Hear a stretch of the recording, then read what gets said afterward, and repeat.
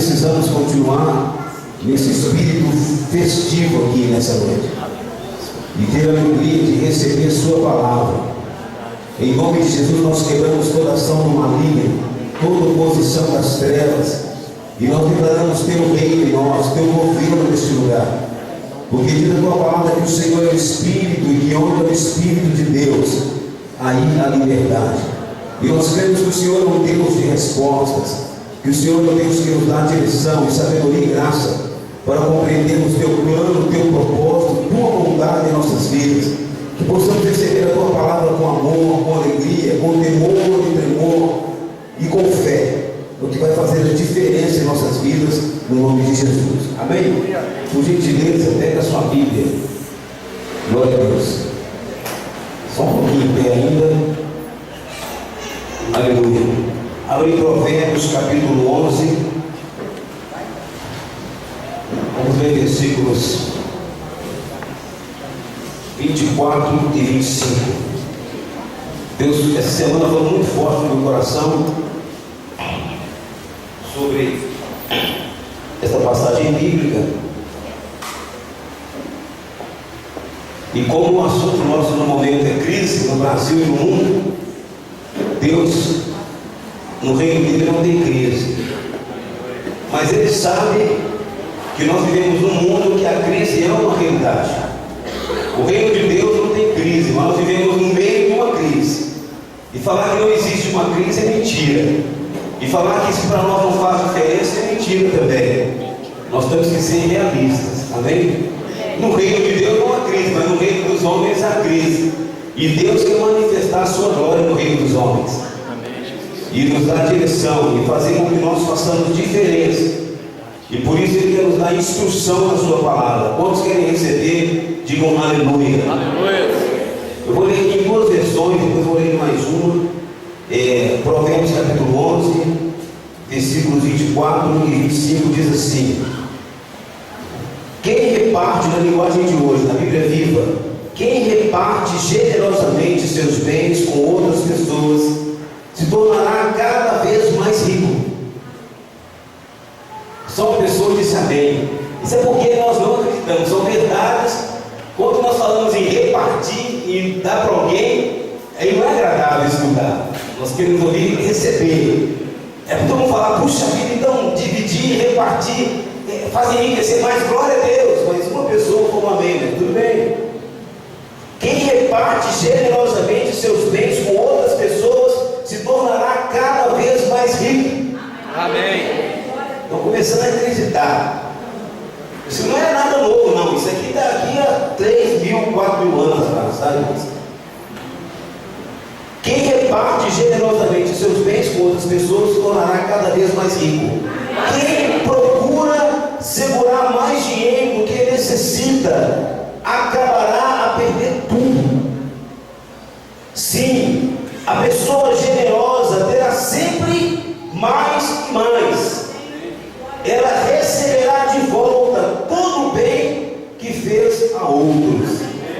Versículo 25. Sim, a pessoa generosa terá sempre mais e mais. Ela receberá de volta todo o bem que fez a outros.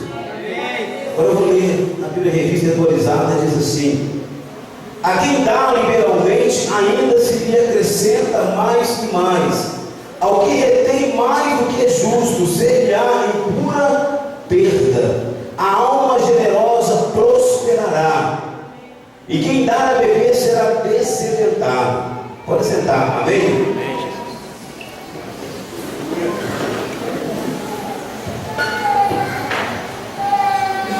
Quero ler só mais uma versão aqui, versículo 25, na versão King James, que é uma das melhores traduções da Bíblia no inglês para nós. O generoso sempre prosperará. O generoso sempre prosperará. Quem oferece ajuda ao necessitado, conforto receberá. O generoso sempre prosperará. Quem oferece ajuda ao necessitado, conforto receberá. Amém? Eu gosto muito de observar. E há um tempo atrás, eu comecei a perguntar para Deus qual era o segredo das empresas grandes, multinacionais. Eu falei, Deus, porque a Bíblia fala que Deus manda chuva sobre bons e maus, sobre justos e injustos. O nosso tema aqui é o princípio de Deus para nos fazer prosperar. Amém? Diga para esse irmão do nosso lado, Deus tem um princípio para nos fazer prosperar. Uma das promessas de Deus na palavra dele, irmãos, para nossos dias, é que Deus vai nos revelar seus segredos. Descobrir não é inventar. Nós lemos a Bíblia, mas há um dia que Deus chama mais a sua atenção, ou a nossa atenção, porque Ele quer fazer algo novo em nossa vida, porque Ele quer mudar a nossa realidade. Amém? Quem crê nisso, diga amém. E eu comecei a observar diante de Deus qual era o segredo, qual era o mistério para essas empresas grandes, multinacionais, prosperarem tanto. Eu fiquei pensando, eu falei, Deus, os camaradas não dão dízimo, eles não dão oferta, eles não fazem certos tipos, não tem certo tipo de atitude que nós temos como cristãos. E eu comecei a analisar algumas coisas dessas empresas. E a principal delas, que Deus me mostrou, porque Deus usa quem Ele quer, você crê nisso? Sim ou não? Deus usa quem Ele quer para a glória dele. O fato de Deus usar um ímpio não torna ele salvo, porque ninguém é salvo pelas suas obras para que não se glorie. Mas nós também temos que saber que o salvo tem obras. Amém? O salvo tem que ter boas obras. Isso é fruto do Espírito na vida dele. E eu comecei a analisar e Deus começou a mostrar um detalhe precioso. Qual é o segredo dessas multinacionais? As empresas grandes, elas dão para o funcionário cesta básica. Ah, porque é obrigado? Não, além de ser obrigado de acordo com o número de funcionários, mas uma cesta boa, com tudo do melhor, isso é do coração de quem dá. Ele pode dar de qualquer jeito. Ele dá. Eu comecei a observar, o plano de saúde são os melhores. Geralmente eles têm um convênio, quando não tem um clube bom, tem um convênio bom com o clube. Ou então eles têm, por exemplo, um plano de saúde excelente, o melhor do mercado de medicina, nos melhores hospitais. Eles sempre estão dando curso de aperfeiçoamento para as pessoas. Eles têm médicos nas suas unidades, algumas empresas têm até ambulância parada lá, enfermeiros, tem psicólogos. Tem um irmão amigo meu que trabalha numa empresa, e graças a Deus o patrão dele é crente, um crente que já acordou, hein? Que ele falou que de repente eles estão trabalhando, vou falar o nome para a glória de Deus, Transperinas, o dono é pastor, e eu creio que ele descobriu isso aqui. O irmão falou comigo, que chama Daniel também, irmão do meu filho. Ele disse que lá, eles estão trabalhando assim, de repente o irmão chama, o psicólogo da empresa chama e pergunta, está tudo bem com você? Como que está na sua casa, na sua família? Não está faltando nada, esquisito, hein? A empresa é aqui em Betim, não é na Europa não, nos Estados Unidos não, é aqui em Betim, mas é um crente, o dono lá é pastor, a empresa tem mais de 40 anos. Eles investem em pessoas, foi o que Deus me disse. O segredo das grandes multinacionais serem grandes mesmo, potentes, empresas ricas, milionárias, não é religião, é generosidade. Porque tem muito religioso que não é bom, que não é misericordioso, que não estende a mão, que não divide e que não reparte. Um dos lugares que infelizmente tem mais pessoas egoístas e avarentas é nas igrejas. E eu vou provar. Como que eu provo isso, pastor? Quando alguém está passando necessidade, luta, a primeira coisa que nos sobrevém na mente é: será que ele está sendo fiel a Deus nos dízimos e nas ofertas? Pode estar todo mundo passando luta, mas o crente não pode. Porque nós temos ainda muito do primeiro Adão em nós, tem que sair no nome de Jesus. Nós temos que andar na pessoa de Cristo, ter um coração bondoso, misericordioso. E Deus começou a me mostrar que essas grandes empresas crescem porque elas investem em pessoas, elas investem no elemento humano, elas valorizam pessoas, e pessoas valorizadas, pessoas honradas, pessoas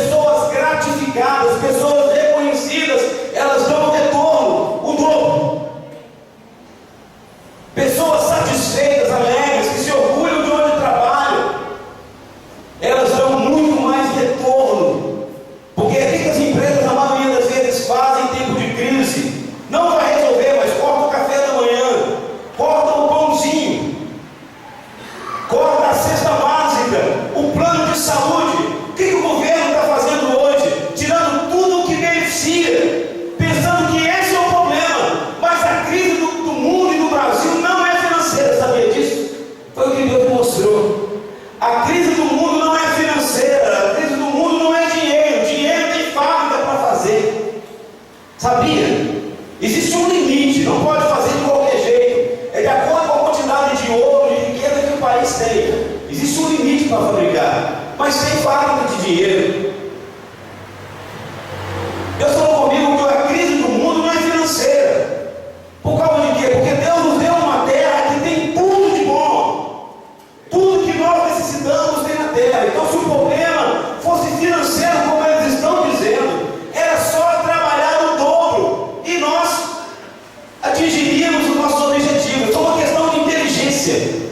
Olha, o problema do mundo é dinheiro. O problema é quando você tem dificuldade na sua casa, eu tenho, o que nós fazemos? Trabalhamos o dobro, trabalhamos mais, fazemos mais horas extras. Tem pessoas que trabalham em 2 empregos.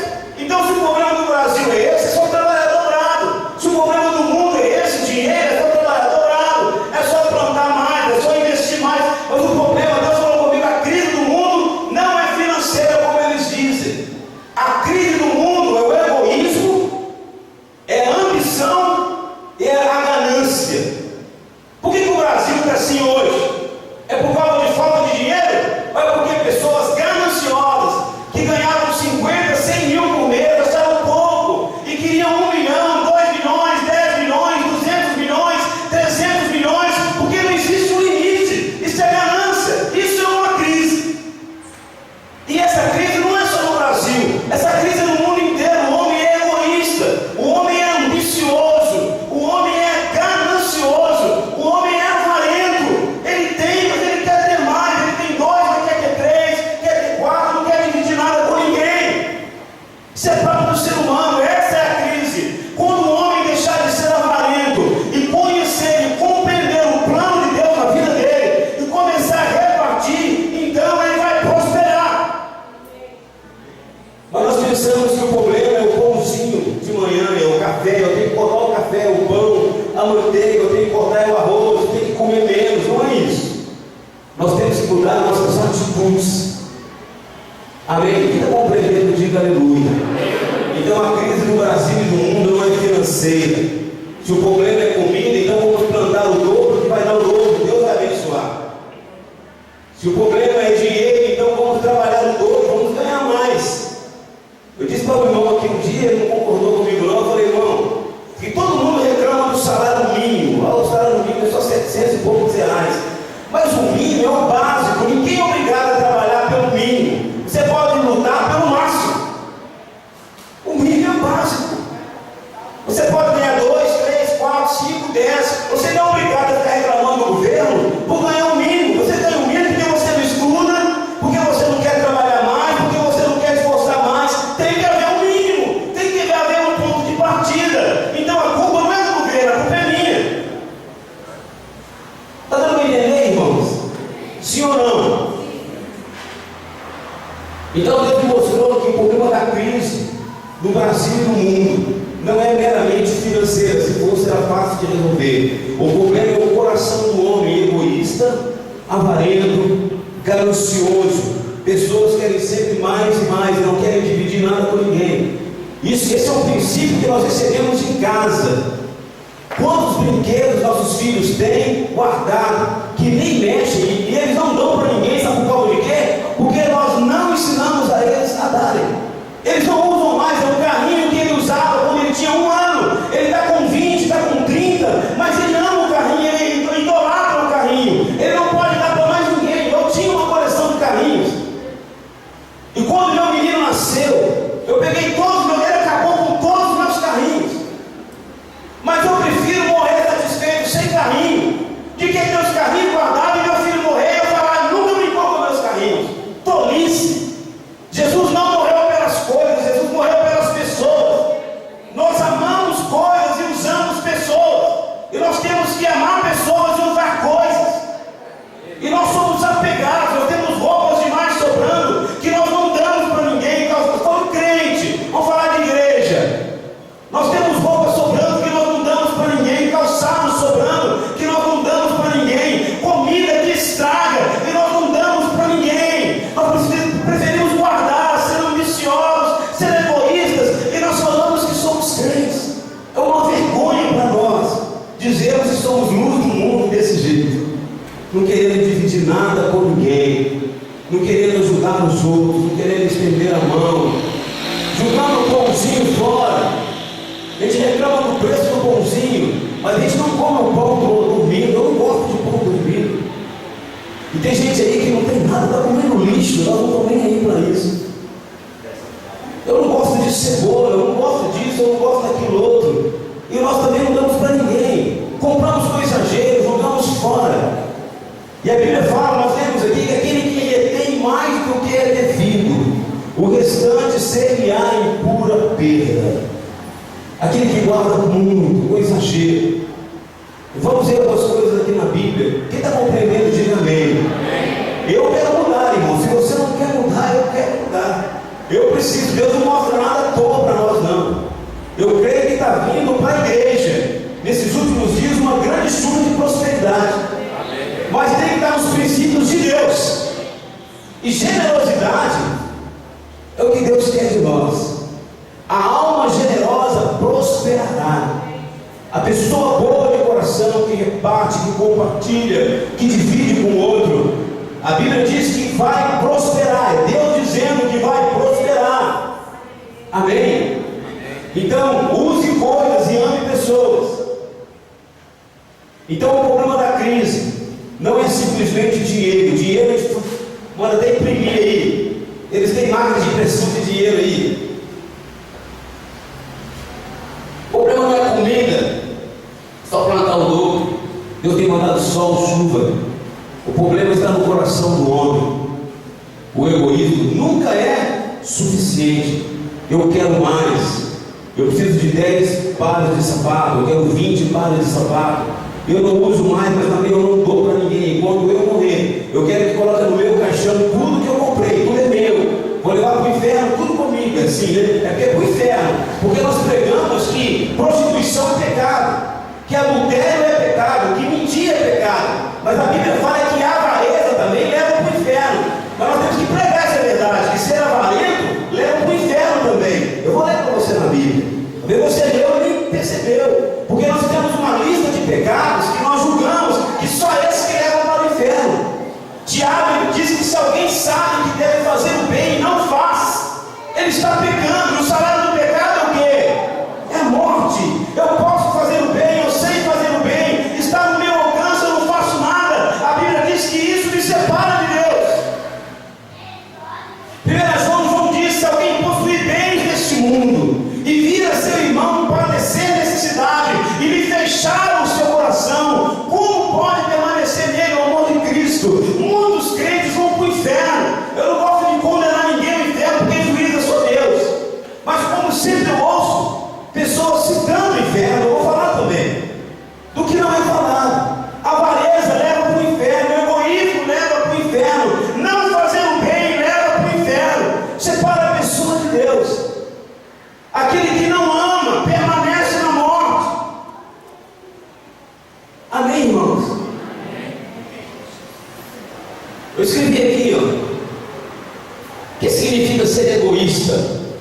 Vem de ego, egocêntrico. Pessoa está centralizada nela, só pensa nela.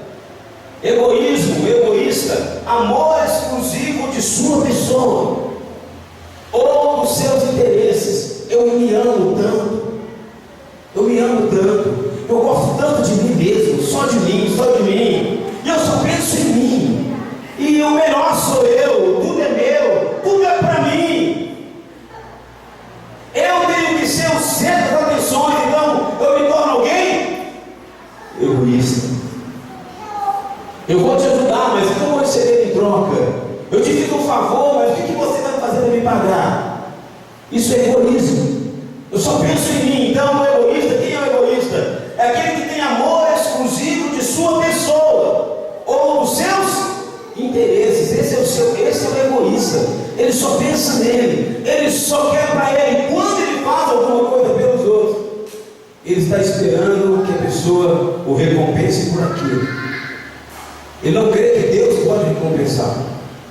O ganancioso, o que é ganância? Entendeu bem o que é ser egoísta? Eu não vou perguntar quantos egoístas nós temos aqui, porque senão nós ficaríamos frustrados. Ganância é ambição desmedida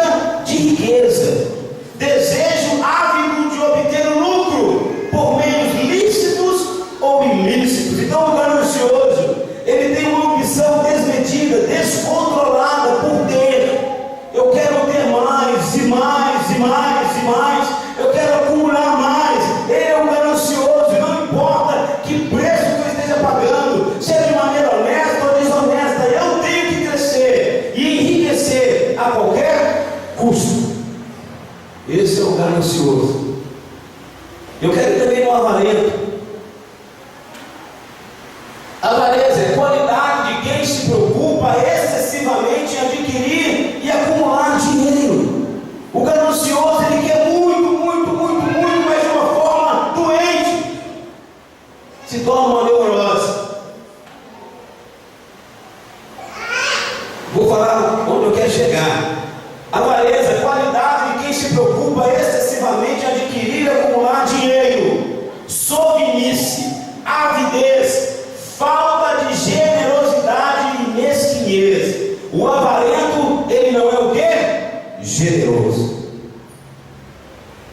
O avarento, ele não quer repartir nada com ninguém, ele não quer, ele sempre acha que já fez demais. Mas quando nós começamos a compreender os princípios de Deus, escuta bem, nós começamos a ver, porque o reino de Deus trabalha diferente. No reino de Deus, quanto mais abençoamos, mais somos abençoados. No reino de Deus, quanto mais doamos, mais recebemos. O reino de Deus é como o reino dos homens, que você tem medo de ficar sem. No reino de Deus, quanto mais você abre o coração, mais Deus acrescenta na sua vida. Você acredita nisso? Será? Tomara mesmo. Porque nós vamos mudar nosso conceito de vida. Vamos mudar nossa maneira de pensar. Aí nossa história vai mudar em nome de Jesus. Lembra que eu falei no início que as grandes organizações do mundo investem no ser humano, investem em pessoas. Eu preguei na igreja outro dia, ela é menor que essa, igreja pequenininha, e eu falei, Deus, vamos ver, pastor, porque eu começaram a reclamar do som. Eu igreja desse tamanhozinho. Aí começaram a reclamar do som. O que o pastor fez? Uma coisa que igreja grande não faz. Ele colocou um vidro à prova de som. E o que mais implica com ele, com o som, é um crente que é vizinho de outra igreja. É o que mais briga com o pastor. Ele falou, não, eu estou chateado, mas eu já coloquei agora um vidro à prova de som. Aí as portas têm que ficar fechadas. E era um congresso, e lá estava lotado, e eu, como transpiro pouco, eu estava todo molhado. Ele falou, pastor, fica tranquilo, o dia que você voltar aqui, vai estar tudo fresquinho, sabe por causa de quê? A igreja desse tamanhozinho. Eu já mandei colocar ar-condicionado aqui no povo. Entendeu? A gente vai na igreja grande, rica, milionária, que mal tem um ventilador como nós temos aqui. Verdade ou não é, pastor? Tem igreja que eu prego aí. Eu preguei numa igreja que eles me ofereceram nem um copo d'água. Me perguntaram, onde você gastou o combustível? Irmão, se o altar é assim, que igreja faz? O pastor simplesmente me agradeceu, bateu nas minhas costas, glória a Deus, tudo bem. Desceu do altar, foi bater papo, despediu de mim. Falou assim, toma um copo d'água, pastor. Você veio lá de Ibirité para pregar aqui perto de Sabará. Eu não pedi dinheiro nenhum, não fui lá pelo dinheiro. Eu estou falando, irmão, tem coisa que você não tem que falar, é o bom senso, é a consideração, é o respeito. Puxa vida, eu um domingo à noite eu poderia estar aqui, poderia estar em casa com a minha família. Eu tinha que trabalhar na segunda-feira cedo, acordo 5h da manhã, e o camarada simplesmente bate nas minhas costas, fala, muito obrigado, me dá nem um copo d'água. Você é crente, irmão, você é igreja é assim. E nós temos que mudar nosso conceito, porque nós gostamos de ser bem tratados, mas nós não tratamos bem as pessoas. Nós queremos ser reconhecidos, valorizados, mas não valorizamos as pessoas. Verdade que tem igreja que eu vou também, que as pessoas só faltam carregar no colo, de tanta consideração e tanto respeito. Então, é uma recompensa de Deus, é um refrigério. É Deus mostrando, continua, porque nem todo mundo é igual. Amém? Mas a gente fica admirado, e às vezes os lugares menores são lugares que mais te amam, que mais te respeitam e que mais te consideram. Amém? Tem uma igreja também, que vamos dar um curso de capelania, essa aí eu gostei, porque foi diferente. A igreja Sara Nossa Terra, a matriz deles em Belo Horizonte, igreja muito grande, aí tem um lanche caprichado, um café da manhã caprichado. Aí eu gostei, porque não deu almoço. Porque chegaram perto e falaram assim: por favor, pastor, não para de ensinar para nós. Nós não queremos parar nem para comer. Eu falei: meu Deus, esse é outro mundo. Acho que esse igreja não quer, né, pastor? Crente chegar e falar assim: não para de ensinar para nós, não, porque nós não queremos nem almoçar. Nós queremos é continuar recebendo. Parou quase 6 horas da tarde sem almoço. Falei: glória a Deus, porque isso aí é atípico, né? O crente já fica preocupado, é com a hora de acabar, antes de começar. Que hora que termina o culto dessa igreja? Antes de chegar nela. E lá o pessoal não quis que parasse. Eram jovens. 99% eram jovens que estavam no curso. E eles disseram: por favor, não para, continua. E é uma igreja de estrutura. Você podia falar assim: é uma igreja lá no interior, que o pessoal, não, pessoas cultas, a maioria é curso superior, ou fazendo, pastores participando também. Colocaram uma pastora só para acompanhar o estudo, ver o que estava sendo ensinado. E ela pediu: olha, pastor, falaram para não parar, para continuar até terminar. Você concorda de não almoçar hoje? Eu falei: concordo. Esse para mim não, eu nunca vi isso, né? Você vê isso na Bíblia, né? Hoje em dia é difícil, mas acontece. Então, irmãos, você quer prosperar nesses dias? Quem quer prosperar nesses dias? Estou falando de prosperidade, em abundância, de superabundância, porque Deus tem um plano, quando Ele acrescenta muito em nossas vidas. Sabe qual é o plano de Deus? É que nós sejamos canais dele para abençoar outros. Amém? Deus tem um plano em nos prosperar. Deus tem um plano em nos enriquecer. Não é para nos tornar egoístas, gananciosos ou viciosos, mas é para que nós tornemos canais de Deus para abençoar outras pessoas. Quem está compreendendo, diga aleluia. Lucas capítulo 12, versículo 13.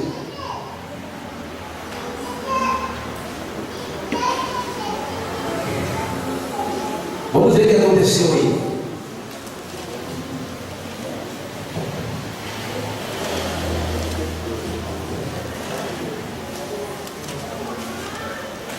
Diga para esse irmão do seu lado assim, por favor, né?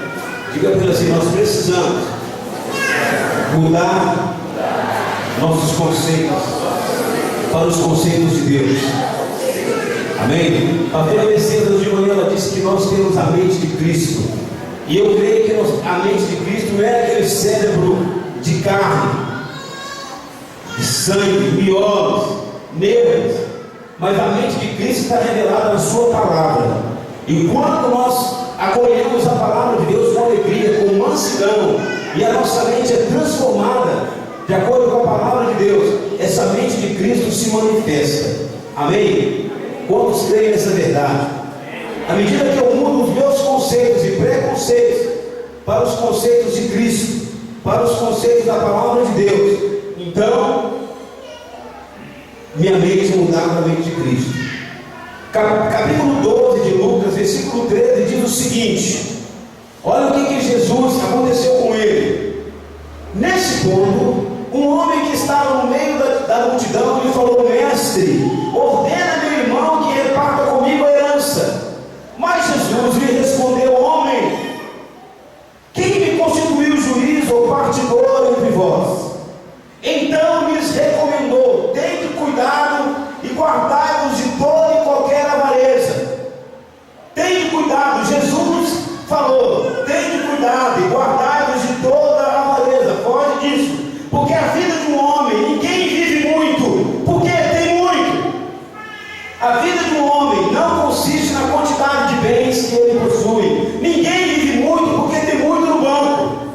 Ninguém vai falar assim: eu tenho 1 milhão no banco, 1 milhão de anos. Jesus ele disse: a vida do homem, o tanto que ele vai viver, não consiste na quantidade de bens que ele possui.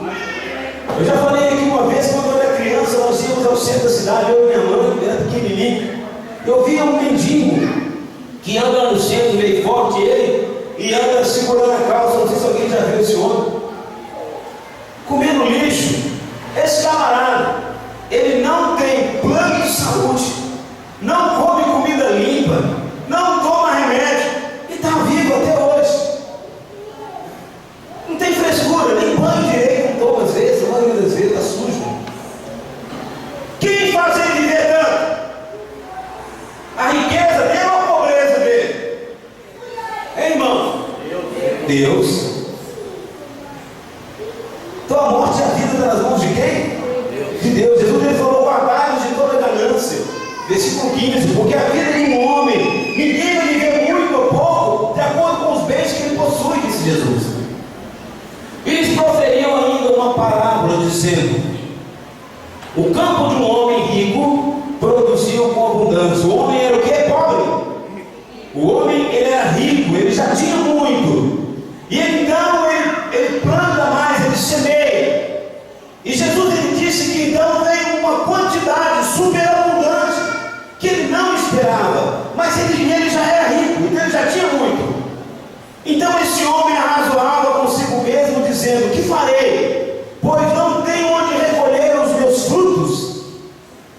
você ver, ele já era rico, ele semeia, ele fica mais rico porque dá mais do que ele esperava, e a preocupação dele agora é onde ele vai guardar mais. E disse: farei isto, destruirei os meus celeiros, vou construir mais uma garagem, vou aumentar minha casa, reconstruí-los-ei maiores, e aí recolherei todo o meu produto e todos os meus bens. Então direi à minha alma: tens em depósito muitos bens para muitos anos, descansa, come, bebe e regala-te. Mas Deus me disse: louco, esta noite te pedirão a sua alma, e o que você tem preparado vai ficar para quem? Assim é aquele que entesoura para si mesmo e não é rico para com Deus. Aquele homem era rico, ele semeia, ele já tinha muito, ele semeia, e quando ele vai colher, Deus permite que ele tenha mais ainda, que deu o dobro ao triplo do que ele esperava. Jesus, ele disse que deu uma abundância muito maior. O que Deus esperava dele é que ele se tornasse um canal de Deus para abençoar. Ele não tinha nem onde guardar mais, mas ele não pensou nos outros, ele foi egoísta, e ele falou: eu vou construir um outro celeiro, um outro depósito maior, e eu vou guardar tudo que está sobrando, mas eu não vou dar para ninguém, eu não vou repartir com ninguém, eu não vou abençoar ninguém, é meu. Eu vou dizer para minha alma: olha, você agora pode descansar muitos anos, comer bastante, ficar tranquila, porque você tem muita coisa para dar. E Deus então fala com ele. Quem falou? Ah, não foi o diabo não. Quem falou? Deus falou com ele: louco, você está louco. Essa noite a sua alma será pedida. Essa noite eu vou levar você comigo. Essa noite você vai morrer. E essa ganância sua, o que você tem guardado, vai ficar para quem? Deus falou com ele: você sabe se a pessoa que vai pegar vai guardar ou vai jogar tudo fora? Vai desperdiçar? Você não sabe, porque você vai morrer e não vai ter acesso a mais nada disso. Ninguém sabe se vai viver muito ou pouco. E Jesus disse que o homem avarento, ele é rico para consigo mesmo, mas ele não é rico para com Deus. Amém? Quando Deus fizer na sua vida, olha para mim, quando Deus te der uma colheita extraordinária, quem está entendendo? Quando Deus te der uma colheita extraordinária, pergunta para Ele qual é o propósito dele. Você tem coragem de fazer isso? Quando Deus te der uma colheita extraordinária, pergunta para Deus qual é o propósito dele, porque senão pode acontecer como aconteceu com esse avarento. No mesmo dia, Deus fala conosco: essa noite você vai morrer, e vai ficar para quem? Essa ganância sua, essa avareza sua. Então, quando Deus te der uma colheita extraordinária, pergunta para Deus qual é o seu plano, qual é o seu propósito. Eu lamentei quando eu cheguei aqui hoje, eu esqueci um jornalzinho da Igreja Aliança Eterna, Igreja Batista Aliança Eterna. É um jornal que eles fazem lá, que circula na igreja. Eles colocaram lá um fato interessante: os irmãos ficaram estarrecidos com a morte daquela criança na praia, de refugiado. Alguém viu isso? Aí, irmãos, tem muitos refugiados de guerra de vários países, assírios, africanos, e estão morrendo, estão sendo rejeitados por vários países. Sabe o que Deus fez no coração do homem? Está fazendo, né? Tentando fazer, porque não depende só do homem. Tem um árabe que é o terceiro mais rico da Arábia. Ele é bilionário, um sheik bilionário. O cara é ímpio. Você sabe o que ele se ofereceu para o mundo para fazer? Ele quer comprar uma ilha e construir um país só para refugiados. Ah, mas ele está fazendo isso porque ele é bilionário. Não. É porque ele tem um coração bom. Ele é generoso. Irmãos, as riquezas desse homem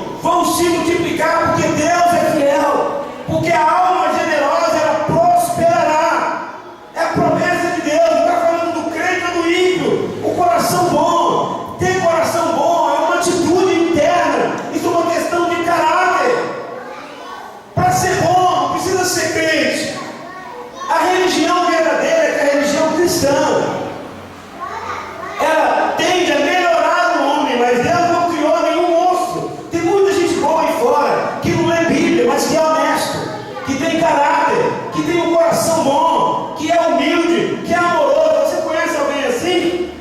Que é até difícil pregar para eles, uma vez que em muitas coisas são melhores que nós. É uma realidade. Aí, irmão, esse sheik bilionário, o camarada quer comprar uma ilha na França, na Europa, na Argentina, seja lá onde for. Quem quiser vender a ilha, ele vai comprar uma ilha. E essa ilha, ele vai dar oportunidade para construir um novo mundo para refugiados sem guerra. O cara está numa boa, ele não tem que se preocupar com isso. Ele deve ter não sei quantas mulheres, ele é sheik, o cara é árabe. O cara deve ter não sei quantos carros, quantas mansões, mexe com petróleo. Para que preocupar com isso? Mas o coração é bom, o coração é generoso. Eu tenho um cliente meu, o cara é ímpio. Eu estava com ele dentro do carro, a mulher dele é crente. Ele falou: Anacleto, eu não consigo dormir se eu souber que estou prejudicando alguém. Olha o coração desse homem, o coração dele, ele é ímpio. Eu não consigo dormir se eu estiver devendo alguém, se eu souber que eu estou prejudicando alguém. Eu falei: meu Deus, que coração é esse? Será que os crentes verdadeiros todos estão dentro de quatro paredes? Eu duvido. Olha o que esse sheik está fazendo. Olha o que esse homem está fazendo. Alguém assistiu aquele filme A Lista de Schindler? Quem assistiu? Aquilo é embasado em fatos verídicos. Sabia? Aquele homem, ele era ricaço, ele era milionário. E o massacre dos alemães contra os judeus, o que ele foi fazendo? Ele subornava os oficiais militares da Alemanha, de Hitler, e ele comprava as pessoas. Ele dizia para ele: olha, toma aqui, toma esse dinheiro, mas não mata eles, coloca eles para trabalhar para mim na minha fábrica. Bom, quem é que assistiu o filme todo? No final, irmãos, no final, quando acaba a guerra, ele salvou milhares de pessoas. Ele ficou pobre, ele perdeu toda a fábrica, mas era um homem rico para com Deus. Quem quer ser rico para com Deus? Poucas pessoas querem ser ricos para com Deus, porque é muito mais agradável ser rico para com o mundo. Mas Jesus, ele disse: não acumuleis tesouro na terra, onde a traça, a ferrugem, ladrões minam e roubam, mas acumular tesouro no céu. Quem quer acumular tesouro no céu? No século 21, a maioria dos crentes não quer acumular tesouro no céu. A maioria dos crentes não quer que Jesus volte. A maioria dos crentes estão lutando para ficar no mundo, porque estão amando este mundo. Então estão construindo templos maiores. Não importa se tem alguém na minha igreja passando fome, passando necessidade, se a água, a luz dele está atrasada. Não, eu tenho uma opção. Eu vou construir uma catedral e vou colocar a placa bem grande. É o meu mundo, é a minha ambição. Eu vou divulgar a minha bandeira, a minha igreja. Então que se danem minhas ovelhas, elas que morram de fome, elas que arranquem o último pelo do corpo, que fiquem carecas, me deem tudo delas, mas que eu vou ter um nome lá em cima, eu vou ter. É isso, irmãos. Essas igrejas grandes, maravilhosas, templos maravilhosos, vão ficar todos para o anticristo. Mas nós não estamos acreditando mais nessa verdade. Nós estamos amando coisas, amando glória do mundo. Jesus falou: eu não aceito glória de homens, a quem me glorifique. A glória do mundo é uma glória passageira, mas a glória que vem de Deus é uma glória eterna. Para quem você está semeando? Para a carne, para o mundo ou para a vida eterna? Porque a Bíblia diz que o mundo vai passar com a sua aparência, mas aquele que faz a vontade de Deus vai permanecer para sempre. No final do filme, A Lista de Schindler, aquele homem vê um tanto de pessoas que ele salvou, dando tudo dos seus bens. E ele então começa a chorar e dizer: olha, eu poderia ter vendido esse anel, eu poderia ter trago tantos para cá, eu poderia ter vendido o carro e trago mais tantos para cá. No final da vida dele, ele disse: eu não fiz nada, eu fiz pouco ainda, eu poderia ter feito muito mais. Irmãos, quando eu falo aqui de alma generosa, eu não estou falando só de dinheiro, não. Às vezes você não tem dinheiro para dar, mas você tem a sua vida para dar. Você tem o seu tempo para dar.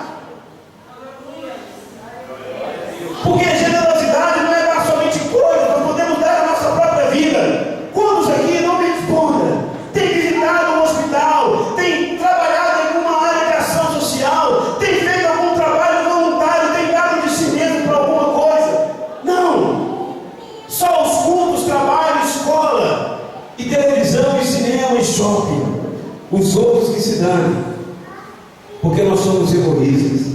Pastor, eu não tenho dinheiro, mas você tem sua vida, você tem seu tempo. Você pode estar visitando alguém no hospital, num presídio, dando alguma coisa de você, dando do seu tempo. Separa 1 hora, 2 horas para fazer alguma coisa boa. Doe então a sua própria vida. A maior riqueza que você tem é a sua própria vida. Então doe sua vida, doe do seu tempo, faça visita, abençoe alguém, procura alguém no hospital, uma creche, um asilo. Tem gente chorando, clamando por socorro, mas não por dinheiro. Doe sua vida, porque você e eu temos que ter uma alma generosa. E não é só dinheiro que as pessoas precisam, de roupa de calçado. Elas precisam de amor, precisam de atenção, precisam de afeto. Nós fomos uma vez aqui com o pessoal da igreja fazendo um trabalho no asilo. Foi ali perto de Sarcedo, de Birité, na divisa ali. E o senhor, ele tem tudo, ele tem casa na Vila Pinho, ele é aposentado, tem tudo, mas a tristeza dele é porque depois que ele criou os filhos, casaram-se, alguns que já estão adultos, eles, para não terem trabalho com ele, pegaram-no e colocaram no asilo, e preferem pagar para cuidar dele, que ele fica em casa. Ele lutou para ter tudo, construiu tudo. Você sabe que vão fazer isso com você?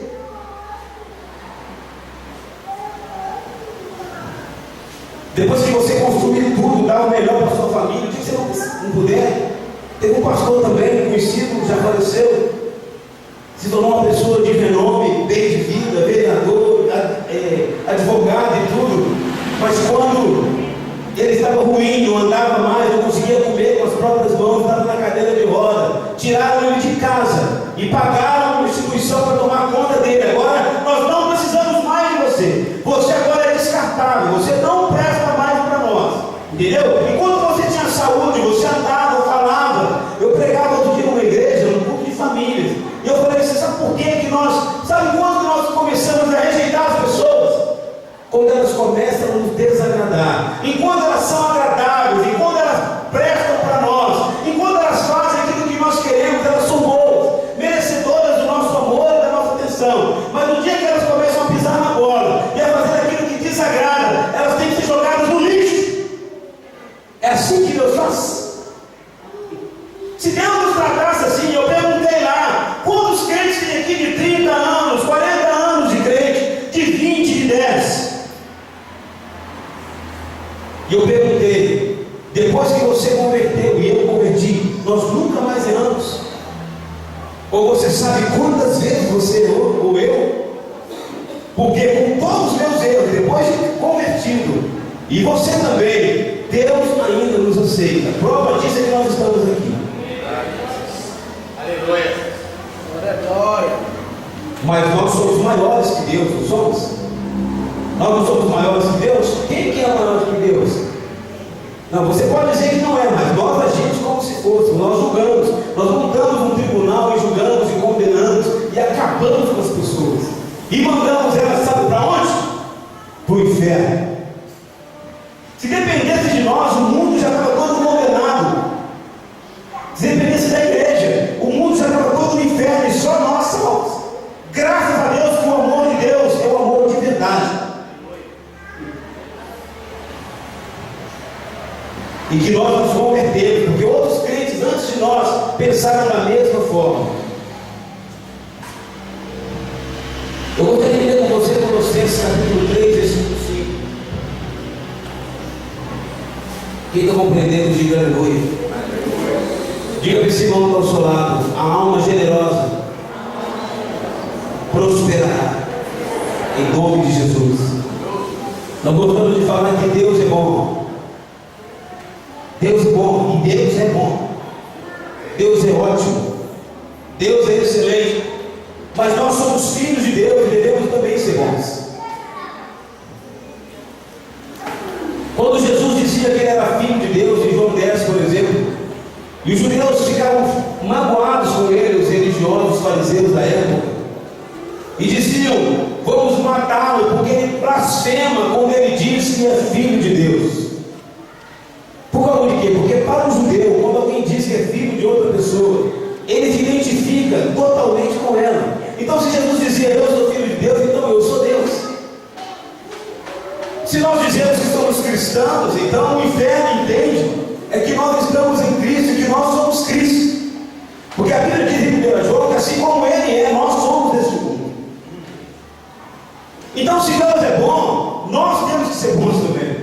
Se Deus é generoso, nós temos que ser generosos. Se Deus é misericordioso, nós temos que ser misericordiosos. Se Deus é compassivo e assaz benigno, nós também temos que ser. Se Deus é paciente, nós também temos que ser, porque não somos maiores que Deus. Amém? Quem está compreendendo, diga aleluia. Quem encontrou, lê para nós por gentileza bem alto. Colossenses capítulo 3, versículo 5.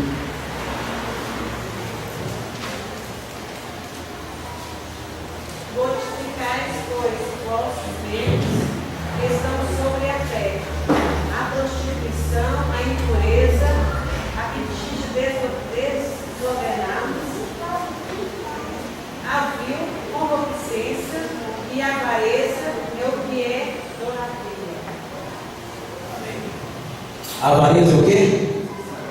Idolatria. Idolatria é pecado. E o salário do pecado é o quê? É a morte. Mas o dom gratuito de Deus é o quê? A vida eterna. Eu quero falar de duas pessoas na Bíblia. Tem muitas, mas eu quero falar de duas pessoas na Bíblia. Duas pessoas só, que não dá tempo de falar mais. Antes de falar da Bíblia, eu quero falar do filme que eu assisti de Madre Teresa de Calcutá. Sumiu o filme, meu pastor? Sumiu o filme? Você me prestou? Madre Teresa de Calcutá? E o pastor me prestou o filme, mas sumiu, né? O filme foi arrebatado. Devolveu nesse, né? Parece que não pediu, só não devolveu. Mas pode falar mal da Igreja Católica Apostólica Romana, o tanto que quiser. Mas são um dos povos mais ricos em boas obras. Eu gostaria que você lesse a história e assistisse o filme de Madre Teresa de Calcutá. Como que Deus usou essa mulher para cuidar dos pobres. E quando ela estava no topo, famosa, porque pessoas ricas querendo fazer nome em cima dela, começaram a investir no que ela fazia. Aí então ela toma uma atitude, ela vai para onde ninguém mais podia investir nada nela, a não ser Deus. E recomeça do pó, lá dentro do galpão, cuidando de gente no chão. Quando ela viu que a coisa estava tomando outro rumo, que não era o que Deus mostrou para ela, ela teve a humildade de recomeçar. Difícil, né? Mas ela fez. E eu quero falar de duas pessoas na Bíblia que destacaram, não é porque Deus usou para curar, não foi porque Deus usou para poder reunir multidões e pregar para 1 milhão de pessoas, não é porque dava shows milionários e reunia muitas pessoas, não. Essas duas pessoas que eu vou falar aqui, elas se destacaram na Bíblia, só essas duas que eu vou falar, porque eram pessoas de coração generoso. Bondade faz o céu se abrir. Generosidade faz Deus descer e vir com a glória dele sobre nós. Atos dos Apóstolos, capítulo 9.